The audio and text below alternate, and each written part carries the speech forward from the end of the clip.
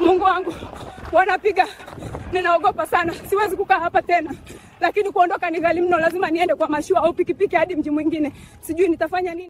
Hartlike goeiemôre kykers en luisteraars, baie welkom by hierdie uitsending. Ek het nou so vinnige video gekyk, luisteraars, van wat daar in Sudan aan die gang is. Nou kykers en luisteraars, ek gaan nou terugverwys na baie video's wat ons al gemaak het in die verlede, maar ek sal dit baie vinnig saamvat, ek wil dit kort hou. Ek is nog op toer, ek moet hierdie video so tussen indruk. Vanoggend het ek in Lood so eers 1 uur se kant in die bed gekom en weer vroeg op, is nog lekker vroeg. Maar ja, dit is nou 'n redelike tyd wat ek nou die heel week nog nie 'n video gemaak het of kon maak nie, omdat ons maar redelik teen 'n tempo aangaan, maar hier is dit nou. En ek dink is baie belangrik dat ons hierdie video begin met Sudan en die geweldige geweld wat ons daar sien. En dit is wat ek vir mense probeer sê, is dat hierdie stryd tussen die Oosbloklande en dan die deep state dan nou veral in die weste gesetel, wat magte gebruik in elke land om vir hulle te veg. Ek het nou 'n soortgelyke vergadering vinnig gehad met 'n afvaardiging van die Khoisan, as ek dit so kan noem, net om hierdie strategiese inslag, hierdie strategiese toekoms van gebeure duidelik uit te stip, sodat almal en alles dan 'n keuse kan maak, 'n ingeligte keuse van waar en hoe elke onderskeie groepering hulle gaan groepeer. Want dit is belangrik, want daar is altyd baie misleiding en verleiding in hierdie, wil ek sê, misbruik van die groot magte, van die minderhede en die kleiner magte op die grondvlak. Want dis wat ons oral sien gebeur, en dis wat ons nou in Sudan ook sien, wat nou daar met hierdie geweld afspeel. Die groot rede oor Sudan is, hy het bietjie landbou, maar dit gaan oor die hawe, die strook wat Sudan op die Rooi See het. U kan ons nou dink hoe belangrik dit is vir, ek gaan dit noem, die Blou Staat, en dan ook vir die FSA, om vanaf Sudan dan ook 'n militêre, noem dit nedersetting, basis te hê, en 'n hawe te hê. En daarom sien ons nou hoe hierdie deep state blok, as ons kan sê, letterlik hierdie RSF rebellemagte oplei, bewapen volgens berigte, en daar het al heel wat berigte op dit ingekom, wat vir my weer net logies is en sin maak, dat die Blou Staat in die Midde-Ooste sal Sudan onder beheer en onder 'n regering wil hê, 'n goedgesinde weermag, want die weermag is die Blou Staat en die Amerikaners baie sleggesind. Maar ek wil nie te veel detail ingaan nie. Dit kom kort daarop neer dat hulle daarin geslaag om 'n rebellemag op te rig, wat die RSF is. En hierdie rebellemag word dan nou bewapen volgens berigte en opgelei en alles daarmee saam. En sien ons die geweld wat nou daar uitbreek, sodat hulle baie eenvoudig beheer oor die land kan kry met die uitsluitlike doel vir die hawe en die hele grens wat Sudan met die Rooi See, daar waar die Jemenies vir die Blou Staat se bote en die Amerikaners se bote lastig val, keer en basies die Rooi See vir hulle ontoeganklik maak. Is dit nou net logies dat net oorkant die Rooi See, waar hulle nou in Sudan stelling kan inneem, om dan in natuurlik vars en kort afstand aanvalle vinnig te kan reageer op Jemen. So dit is baie maklik wat ons in die Demokratiese Republiek van die Kongo 'n tyd gelede gesien het, want daar gaan dit oor olie, het ons gesien hoe dat die Blou Staat se uitsprake, en onthou as daar uitsprake is, dan is daar klaar hulp en alles daarmee saam, gesê dat hulle is absoluut aan Rwanda se kant, en hulle sal hulle militêr help en ondersteun teen die Demokratiese Republiek van die Kongo, die DRC. En in daardie gevegte wat ons 'n paar maande gelede gesien het, het die DRC se broek begin bewe, en in daardie bewende broektyd kom die FSA en sê, maar ons sal vir julle sekuriteit teken, ons sal julle beskerm. Dis hoe oulik hierdie bondgenote is. Die Blou Staat en die Amerikaners is bondgenote. Die Blou Staat ondersteun die staat wat die DRC moet bang, skrikkerig en onseker maak en onveilig maak en bekommerd is dat hulle, soos hulle in Engels sal sê, overrun sal word. En dan kom die bondgenoot van die Blou Staat, die FSA, en sê vir die DRC, ons sal vir julle sekuriteit instaan. Hulle onderteken 'n ooreenkoms en nou kry hulle sonder oorlog, sonder alles die olie van DRC, die Demokratiese Republiek van die Kongo. So dis hoe hierdie mense te werk gaan. In Nigerië dieselfde, ons sien nou die onrus daar, ons kan vir julle video's van dit ook wys, en daar gaan dit ook oor olie. So ons sien hierdie gevegte, ek noem dit altyd proxy gevegte, dit is maar net die groot rolspelers, die ooste, noem dit nou maar, die deep state in die weste, is in stryd met mekaar oor om die mag oor die wêreld te hê. Wie wil daardie mag hê? En hulle gebruik en misbruik kleiner groeperinge in lande om hulle, noem dit maar, hulle vuil werk te doen. En dis presies wat ek vir u die afgelope tyd probeer sê oor Suid-Afrika. Die Suidsee roete, wil ek sê, is amper belangriker as die Rooi See. Menende, die Rooi See gaan hulle baie moeilik oophou, baie eenvoudig, omdat Rusland nie ver van hom af is nie, Iran is nie ver van hom af nie, Noord-Korea is nie ver van hom af nie, China is nie baie ver van hom af nie, menende, hulle ballistiese missiele, wat nie te lang afstande hoef te gaan nie, is naby genoeg, dit is naby genoeg, om daai Rooi See en Suezkanaal te bom, dat jy dit nie sal glo nie. So vir die Amerikaners om regtig daai Suezkanaal en die Rooi See roete regtig oop te hou, lê nie hier nie. So dan al wat oorbly is die Noordsee.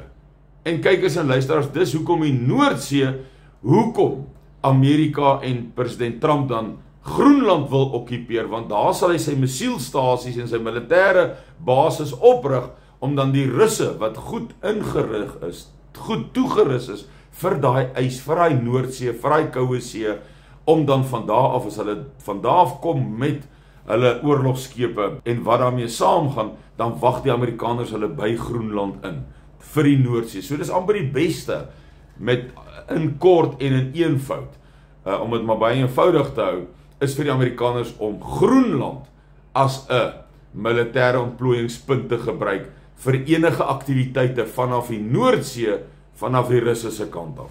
Wat gaan gebeur in die toekoms? So kan u duidelik sien hoe alles nou begin sin maak. Amerika kan net tydens en in hierdie derde wêreldoorlog wat vinnig aan ontwikkel is of eskaleer is tot op 'n offisiële punt, kan hy net die Noordsee hanteer eintlik van Groenland af. En dis hoekom hy Groenland wil hê. En dis hoekom hulle nou Sudan wil hê, want hy is darm op die, al sou hulle nie die Suezkanaal en die Rooi See kan oophou vir skeepsvervoer nie, wat waarskynlik die geval gaan wees vir enige iemand.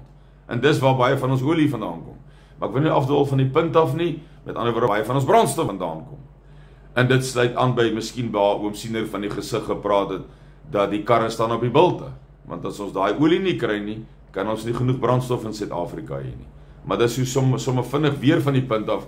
Maar al sou hulle nie die Rooi See kan oophou vanaf Sudan nie, is dit 'n baie goeie land om basis is, 'n redelike uitgestrekte groot land, van waaraf hulle dan hulle ballistiese missiele kan oprig. Weereens op net nog 'n plek, gerig teen die hele Oosblok. China, Rusland, Noord-Korea, Iran, Pakistan en al daai bondgenote, wat Esegiel en Esegiel 38 en 39 vir ons by name genoem het, wat saam met Rusland sal veg in hierdie groot oorlog wat nou gaan kom, en reeds gekom het, en net in eskalasie is.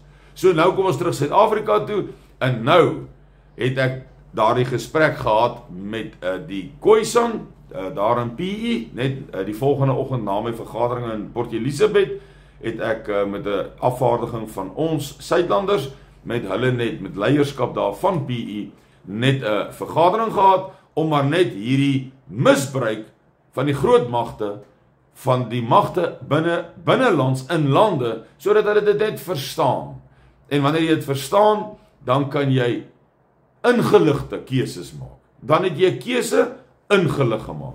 En ja, dit is baie waardeer aan daardie kant, want hulle is maar van die Weskaap en alles daarmee saam. So ja, ek sal op 'n later geleentheid, as dit nodig is, meer daaroor uitbrei, maar het net gegaan om in kennis te stel die strategiese uitkyk op gebeure veral nou in die Kaap en in die Weskaap, veral met die feit dat hulle goedgesindheid ontvang vanaf die bendes van die 26s en die 28s, wat ons goed weet, en daar kan ek ook baie detail gee, maar handige magte vir enige van hierdie moonthede om te gebruik. En dit gaan gebruik word, het sy deur watter een van die groot moonthede van die twee blokke wat met mekaar gaan veg in Suid-Afrika oor die Suidsee roete. Nie een van die twee kan die Suidsee roete verloor nie. Dis waarom ons AK-47's begin kry in huise, splinternuwe ammunisie, splinternuwe magasyne wat nog in hulle, noem dit maar gewekste bruin papier toegedraai is, waarvan ek die foto's vir u gewys het. En ons het net foto's vir u gewys van wat ons in die Ooskaap 'n tyd teruggekry het, nie te lank terug nie, maar nie foto's geplaas van wat in Lenasia, in die Ring of Fire, wat daar ook op afgekom word, as ook in Natal natuurlik op groot skaal en so meer. So dit is mos nou wat mos nou ook vooraf gegaan sou gewees het in Sudan. U kan mos nou uself voorstel hoe wapens in die geheim in Sudan ingekom het en ewe skielik hierdie ontploffing, hierdie oorlog, hierdie moordaksies wat uitgevoer word op groot skaal. Daardie wapens moes ons nou voortydig ingebring geword het, vermoedelik van Tjad af, maar kom ons los nou maar die vermoedens uit en die opleiding weet ek word daar gedoen. So baie duidelik moes dit nou vooraf gegaan gewees het, met dieselfde aksies as wat ons nou met die foto's van hierdie masjiengewere en magasyne en ammunisie wat ons nou begin sien op straatvlak, in gewone huise. Dit is wat vooraf gaan die toestand wat jy nou in Sudan sien, die toestand wat jy in Nigerië sien, die toestand wat jy met Rwanda en DRC gesien, alles in die afsienbare verlede, die onlangse verlede. En een ding kan ek vir u waarborg, die stryd hier tussen hierdie moonthede oor die suidpunt van Afrika gaan 'n geweldige oorlog wees. Dis seker hoekom oom Siener gepraat het van 'n kloof wat vol bloed loop in die Kaap. Hy het 'n kloof sien vol bloed loop in die Kaap. Op sekere plekke het hy 'n emmer bloed sien omval, met ander woorde baie bloedvergieting. In 'n ander gesig het hy gesê die hele land is bloed, maar daar's 'n sekere area wat net enkelde bloedspatsels het. So al hierdie gesigte raak nou vir my logies. Hoef nie meer 'n profesie te wees nie. Dit raak logika. Wel vir logika, wanneer jy masjiengewere op hierdie skaal, so nuut ammunisie in gewone huise begin kry, in die Ooskaap, in Natal veral, in die Kaap, gaan ek nie baie oor sê nie, ek het maar net oom Siener se visioen gegee, en dan nog van sy visioene wat gesê het, daar's lande wat wapens in die geheim in Suid-Afrika invoer, om onder andere teen die boervolk te gebruik. In die geheim. Nou as jy nou daai wapens wat nou so op foto's begin verskyn, hoe het hulle hier gekom? In die geheim. Hoekom? Het gaan teen iemand gebruik word. So hier gaan geweldige magte, verskillende magte, die rooi hemde magte, die gekamoufleerdes daar van Natal se kant af veral, in die Ooskaap, ook sterk gesentreer, in die Witwatersrand. Al hierdie magte gaan bewapen word, begin bewapen word, is dalk al tot 'n redelike fase bewapen. En al wat nou moet gebeur, is daar die spreekwoordelike vonk in die kruitvat. En wat ook al dit is, of dit nou politiek is, of dit nou iemand is wat toegesluit word, of dit iemand is wat nie 28 miljoen rand se SARS of regskostes kan betaal nie, dit maak nie saak nie. Of dit ekonomie is wat in duie stort, of dit die dollar wat in duie stort, of dit Iran en Saudi-Arabië en Bahrein en United Arab Emirates en Oman is, Kuwait, wat hulle olievelde in die brand geskiet word ook, soos hulle nou almal al gedreig het, en ons het brandstof nie, en uit nie die brandstof nie, word hierdie revolusie begin, en veg al hierdie verskillende magte, vir verskillende van die westerse blok, of die oosterse blok, noem het maar soos jy wil, en dit gaan 'n ewige geveg wees. Want die mag, van hierdie twee groot magte, wat Suid-Afrika kry, het 'n baie groot voordeel. Kry die Oosblok om, dan hou hy die Amerikaners net in die Atlantiese Oseaan en in Amerika. Maar as Amerikaners Suid-Afrika kry, kan hy omkom in en tydens hierdie derde wêreldoorlog wat ons 'n eskalasie op alle vlakke sien. Dan kan hy omkom en hy kan nog steeds met Taiwan doenig wees en Japan en Australië en Madagaskar en Diego Garcia. So 'n ontsettende belangrike roete vir al twee hierdie sterk magte. En dit sê vir my en vir u, dit gaan 'n ewige geveg wees. En vir die eerste keer begin om Siener se gesig vir my sin maak, wat ek nooit kon verstaan toe hy sê die boervolk sal eers wakker skrik wanneer bomme op Johannesburg val nie. Bomme op Johannesburg.